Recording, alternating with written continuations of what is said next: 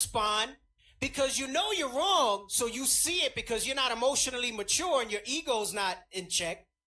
So you see it as an annihilation of your character instead of just something that you can work on to edification to do something better. So you go on a string of reasons as to why you don't fast. I'm using the fast as an example, but that could go to anything. That could go to anything in that. You feel like your self-worth is being attacked. And it's not. It's just somebody trying to express love and show you what needs to be applied. He needs some milk. Right. Come on. Success is seen as proving the ego is right, and all contradictory perspectives are incorrect. Right. So that's that variant spirit, right? Which we see a lot of. Come on. What most think of as a big ego is actually a small ego, a need to make up for our sense of inadequacy by forcefully, domineeringly, or self-righteously presenting ourselves to others. Right. So you're a big baby. You think it's a big ego. It's not. It's a small ego because you're emotionally immature. Come on. When we understand the dynamics of the ego in this way, it opens the door to a more admirable and effective means of behavior. That's that perfection. That's growing up into that fullness and measure of stature of Christ. Come on. We can be strong, confident, and resourceful while concurrently being humble, unopinionated, and wise. Right. And it doesn't mean that there's not a place for opinion. But when it says unopinionated, you have people who always have an opinion, right? It's better this way. Why did you do it this way? It should be done this way. Well, first of all, you're not even assigned to what the hell I'm doing right now, so mind your damn business. You were assigned to the left lane. Why are you in the right? I got the right and the center right now. You're coming into my lane. Stay over there. Right? Can't get rights. Come on. When we understand the dynamics of the ego in this way, it opens the door to a more admirable and effective means of behaving. We can be strong, confident, and resourceful while concurrently being humble, unopinionated, and wise. We will no longer need to be right all the time. Because those people who are like that, it's really because their self-worth is tied to being correct, right? But people who are well-adjusted, they can be wrong and not be all emotional about it. Right? Come on. And won't lose our balance when we are wrong. Right. Mistakes are no longer humiliating, but instead are brushed aside with ease as we shift in a more favorable direction. Right, meaning you learn from it and you move on instead of letting it paralyze you. Come on. A strong ego, in a positive sense, is essentially paradoxical. It is solid, even invincible. It is focused, dedicated, and unyielding. At the same time, a strong ego is completely flexible. This is why it says it's paradoxical, because it's unmoving, right? It's unyielding in right things, in correct things, but it's also flexible. Come on. Unvested. Meaning you're not emotionally tied into things, right? Come on. Reflective and free to move in a new direction without guilt, shame, or fear of humiliation. Come on. Although some people may feel that such flexibility is a sign of weakness and fallibility, it gains the respect of others. No one achieves respect by always having to be right or by always proving their point. Read that line again for all the friggin' small egotistical, egocentric brothers and sisters. No one achieves respect by always having to be right or by always proving their point. Come on. Everyone makes mistakes, but when we can acknowledge the mistake without breaking stride or losing face, we can move forward without reservation. Right. Let's go. It's a very impressive thing. People may even call it egoless, when in reality the ego is so big and strong that it does not depend upon superficial parameters like being right all the time. Come on. How much more we got on this? Scroll. Let me see. No. Okay. I'm going to stop it there, right? Actually, no. Go to where it says, so when we think of big ego. Come on. So when we think of big ego, it's important to keep in mind it comes in two forms, healthy and unhealthy. An unhealthy ego depends upon status for the person to have a sense of self-worth. Such people are not truly respected and therefore do not make good business associates or leaders. Right. It says unhealthy ones. They want status, right? Because they're trying to help their self-worth. your inadequacies is why you're not able to really be an effective part of any team, right? Read on. People with a healthy ego have a sense of their own inner self, independent of the conditions and circumstances of their lives. Because you move in wisdom, and that moves things more than anything else. Come on. They are adaptable to the changing tides of the business world and inspire the respect of others. They act as a guiding light. So perhaps we should all strive to develop our healthy ego so it can be as big as possible. Right. Let's get 2 Timothy 3:16. Come on. The book of 2 Timothy, chapter 3 and verse 16. All scripture is given by inspiration of God and is profitable for doctrine, for reproof, for correction, for instruction in righteousness. Build your big, healthy ego with this. Come on. That the man of God may be perfect, thoroughly furnished unto all good works. That way you can be that profound guiding light that stands out. That you can be thoroughly perfect, furnished unto all good works, right? But I caution you in this, right? I caution you in this. Sirach 37:14. You can fall into the trap in examining yourself of overthinking things. Because again, you're not really looking into the mirror of the scriptures. You got to be careful with your own mind. Go ahead, read this. The book of Sirach, chapter 37 and verse 14. For a man's mind is sometime wont to tell him more than 7 watchmen that sit above in an high tower. Because your own mind, without the guidance of the scriptures, if you got 7 watchmen, they're going to give you 7 different reports, right? That's why I say you got to be careful, right? You look too much into things, you start over-assessing and over-analyzing. It always has to be guided by what we read in 2 Timothy 3:16, right? You got to look at it from that regard, from that perspective. Let me get Proverbs 16:32. The book of Proverbs, chapter 16 and verse 32. He that is slow to anger is better than the mighty. Right. So again, it uses emotion in this regard. It says, he that is slow to anger is what?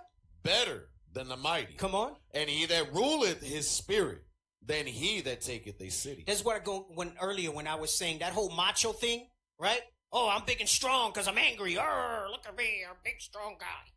Right? Look at how Stop it. Right. Get some help. Look at how I scream and shout and break things. Stop my feet. Respect my authority. It says one who rules his spirit, all right, is better than he that taketh a city. Why? Because someone who rules his spirit can take a city and be so much more. And be so much more effective, right? Rule it, rule it. Proverbs 29:11. You go a little faster now because I want to get to that last article. The book of Proverbs, chapter 29 and verse 11. A fool uttereth all his mind. Watch this. Come on. But a wise man keepeth it in till afterwards. What does it mean, keepeth it in until afterwards? What does it mean? Jonah. No, not you, Jonah. The other Jonah. It means that a man doesn't speak until he knows the whole matter.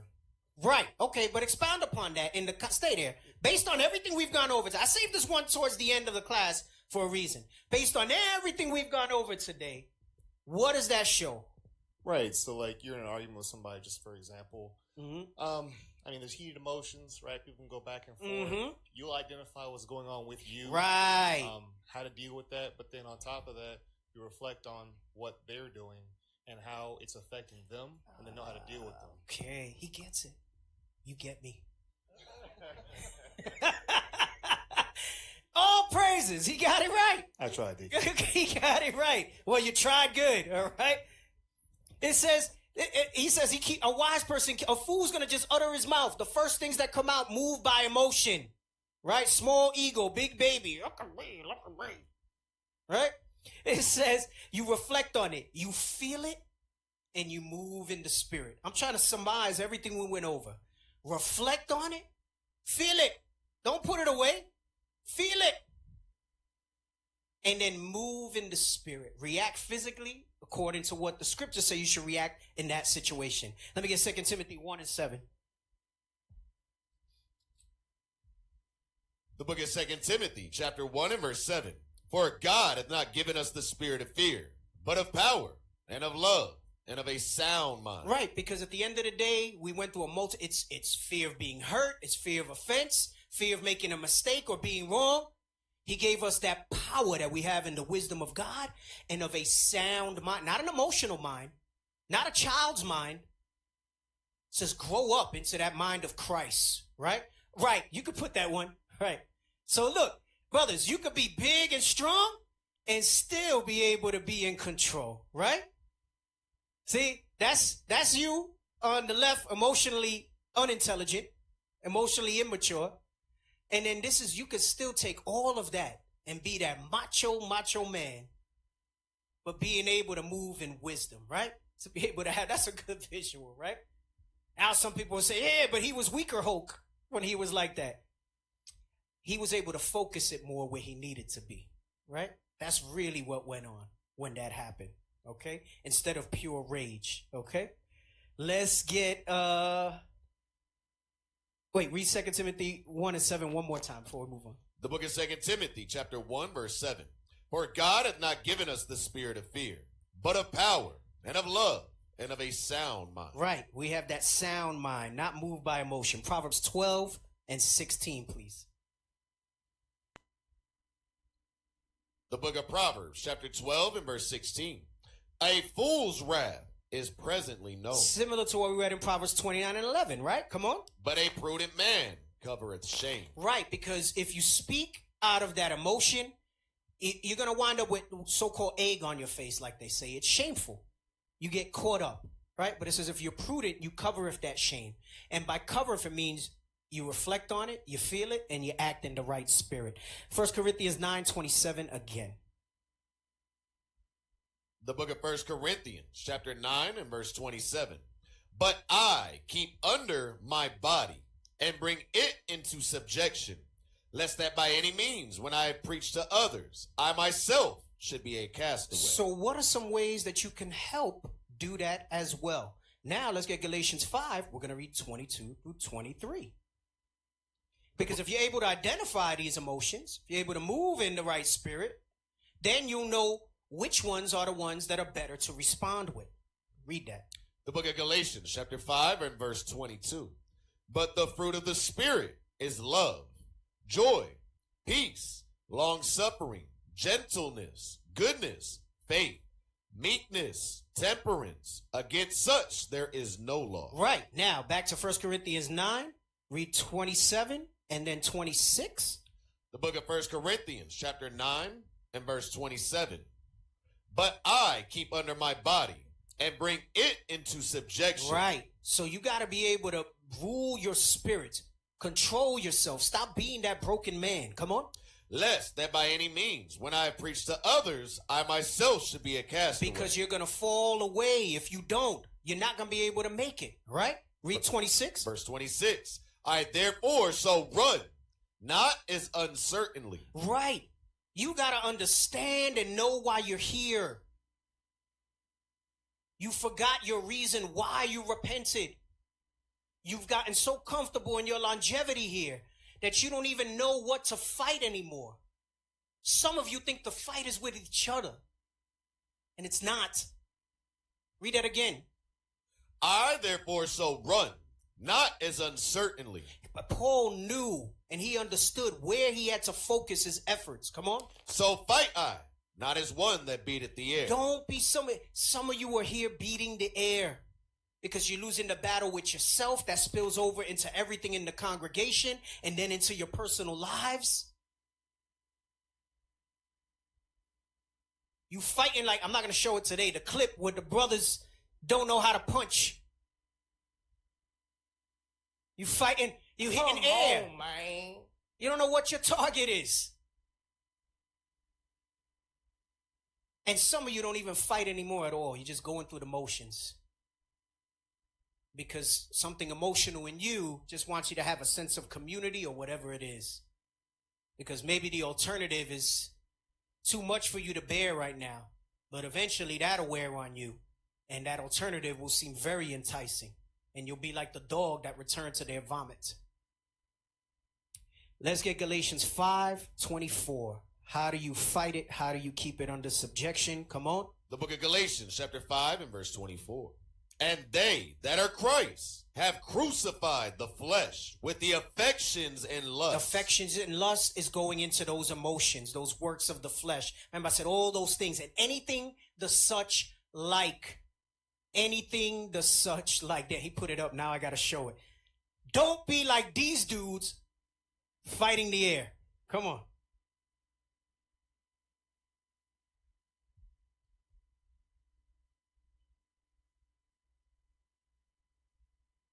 You didn't put the you should And put the those lights. All right. Go ahead. You gotta play it over. like every single man should train. Now, just imagine these guys have girlfriends or wives, and those wives have to say, "This is my man. This is who protects those us." are you fighting the air. This is a video representation of what. Hey, a lot of y'all fight like that. I said it on New Moon. You think you big and tough, and then you got some skills you don't, all right?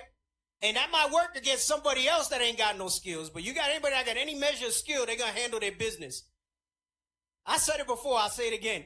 I've seen some brothers, I was training some brothers on some stuff at one time back in New York, and big brothers, man, right? Because they're big, you're like, yeah, man, I feel safe. Oh my gosh, it's like this.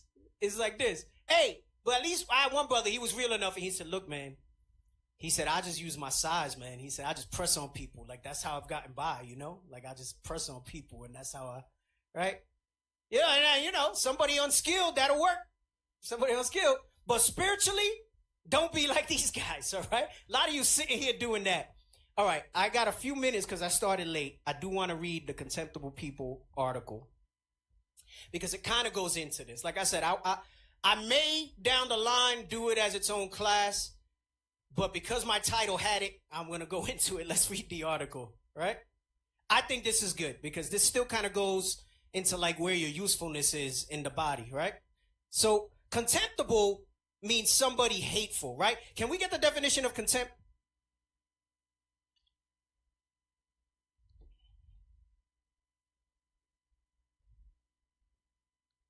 I'm going to keep you like 10, 15 more minutes max, and we're going to go through this. All right? Read that. Contempt, the feeling with which a person regards anything considered mean, vile, or worthless. You're worthless. Contemptible person is worthless. You bring nothing to the table. All right, come on. Disdain, scorn. Second one. The state of being despised, dishonor, disgrace. All right, let's go to the article.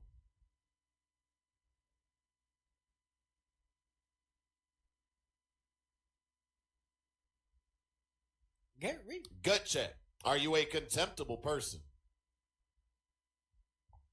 Are you really struggling in life? You can't keep a job? Can't make friends? Can't find a significant other? Call 1-888. Oh, no. It sound like a... Come on. Call Miss Cleo. You remember Miss Cleo? She went to jail for a long time. Go ahead. Come on. You know something is deeply wrong with your personality and or behavior, but you can't pinpoint or describe what it is. You know who you are. Come on. Or maybe you don't think anything is wrong. Or maybe you're that brother or sister. And thus feel befuddled. You're confused. As to why nothing seems to be going your way and you aren't making progress. Right. It's Satan's in the midst. No, you think you're fighting demons, you're fighting yourself. Come on. The diagnosis for what's going on may be this. You're a contemptible person. Right. You're a useless, worthless person who's hateful. Come on. That might sure sting. But we don't say it to be harsh. While recognizing the fact that you're contemptible is difficult, it's incredibly useful to do. You got to be able to self-assess, take stock of yourself. Come on. As once you understand what plagues you, you can start to change. So today, we'll cover both how a person gets to be contemptible and how to shake that way of being in order to live a much more successful and fulfilled life. Let's go. What makes a person compelling? So first, you got to understand what makes you compelling before you can understand what makes you hateful and useless. Come on. In order to understand what makes someone contemptible and thus repellent. Right. Those are people, I don't really, these are people like you just don't want to be around, like, and then they think it's that that person that people don't want to be around thinks like, everybody has something against them. And it's not really personal. It's just, you're useless. Come on. You first need to understand what makes someone compelling and subsequently attractive. What traits are magnetic and winning? What traits draw other people to an individual and help him move ahead in every area of life? John Neffinger and Matthew Kohut locate the answer to this question in two main qualities, strength and warmth. Right, and it's a little more complex than that, but it garners down to strength and warmth. And if you have either of these, you will not be in the realm of contemptible. And if you have both, then you're kind of a powerhouse of a leader in person, right? Come on. Strength and warmth are the principal criteria on which all our social judgments hinge. Right, and these are emotion driven. That's why I say it still kind of goes with what we're doing in the topic here, right? They write in compelling people the hidden qualities that make us influential. So that's a book that these guys wrote. But go ahead. Neffinger and Kohut define strength as the ability to get things done. Right, so it's not strong macho. It means you have a skill set that is useful. So you might be an a-hole, but you get the job done.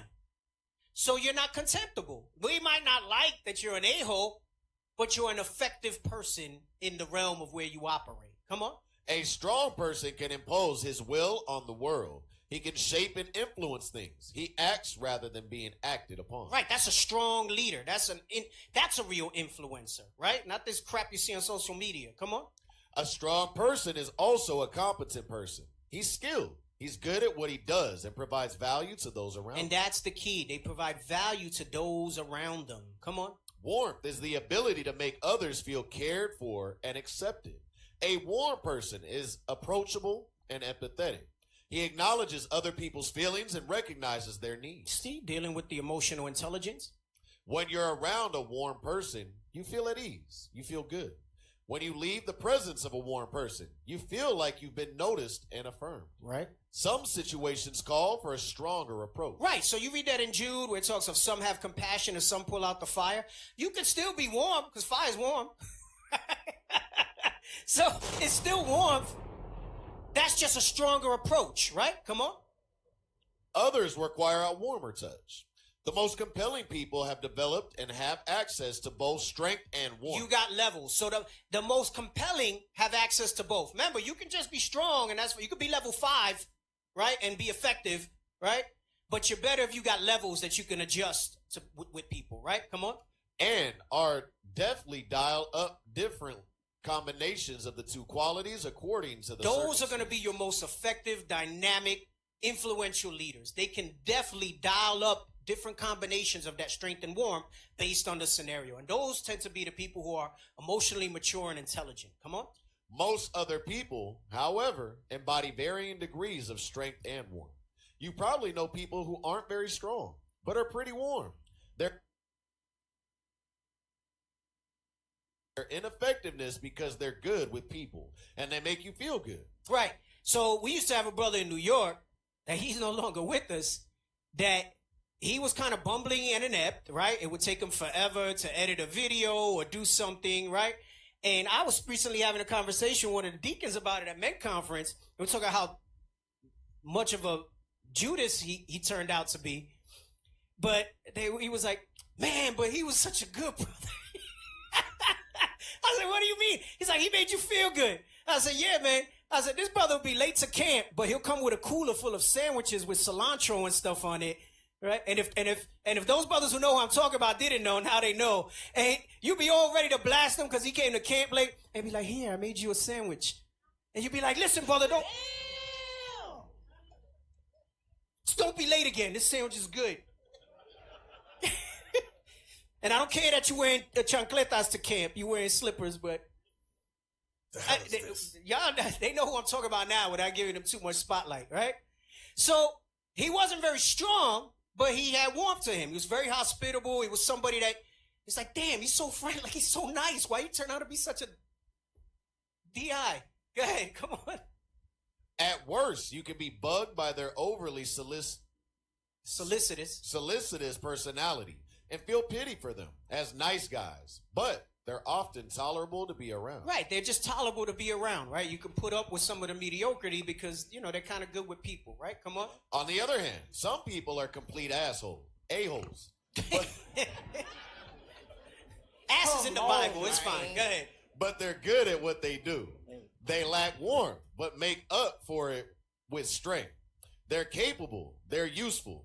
You may not really enjoy having them on your team, but you appreciate their ability to get the job done. Right, and I think every team has to kind of have somebody like that. Like, that's your shotgun. You know what I'm saying? Like, all right, you're abrasive, but I need somebody that's going to be able to do that thing, right? Go ahead, come on. Where are we at? So ideally, Check. So ideally, you want to have both strength and warmth. That's the most effective, influential type of leaders, right? Go ahead. And having at least one or the other makes life and your interpersonal relations go more smoothly. Right, if you have one or the other, it's going to help you out through all types of things, right? But what of people who have neither strength nor warmth? Come on. No strength plus no warmth equals a contemptible person. When you lack strength and warmth, you're both incompetent and selfish, incapable and annoying. And they're prevalent in Israel. There's a lot of them. And we try to work with them. We don't just brush them to the side, but they just can't seem to get it right? And then you got the ones that linger because it's like, damn, you know what, but I like this person so much. All right, let me try to work. And you'll even be fed up and say, I'm not doing it no more. And a few weeks later, you're trying to get them involved again, right? Go ahead, come on. It's this combination of uselessness and unpleasantness which elicits contempt in others. Philosopher Robert Solomon described contempt as a combination of disgust and anger. It's not just dislike, but active dislike. Contemptibles by... So that's the new word. We have contemptibles among us, all right? So if I call you a contemptible, don't be offended after everything we brought out today. Increase your emotional maturity and deal with it. Come on. Emotional damage. Right. Come on. Contemptibles violate shared standards, norms, and expectations. They break into rules. They're variant. They have a spirit of variance. Come on. And though it's within their power to change, they're not incapable. Come on. They act frustratingly indifferent to doing so. Right. Contemptibles bring nothing to the table in terms of skills and effectiveness. And they rub people the wrong way while they're doing it. Right. So those are the worst kind because they're not someone that you can really warm up to, and then they bring nothing skill wise, or maybe they got a skill, they won't use it effectively for the body, right? So it starts to breed contempt towards that individual. Come on. Consequently, contemptibles have a hard time moving forward in life. So kind of assess yourself. You're struggling, right? You go through ups and downs of, prosperity and decline. You might be a contemptible person. Come on. At work, being both inept and irritating results in them getting passed over for promotions or outright fired. Their social and love lives are typically close to non-existent. No one wants to build a relationship with someone who is both incompetent and oblivious to the thoughts, feelings, and needs of others. Marriage expert Dr. John Gottman calls contempt one of the 4 horsemen of the apocalypse when it comes to relational happiness and longevity. For when one partner loses their respect for the other, disgust ensues, and the relationships is frequently doomed. So how do you be less contemptible? Come on. How to be less You contemptible. can read a little faster so we can wrap up. If you can't seem to get ahead in life, it might be time to do a quick gut check and ask yourself if it could be due to the fact that people view you with contempt. It's tough. It's a tough question to answer truthfully. Who wants to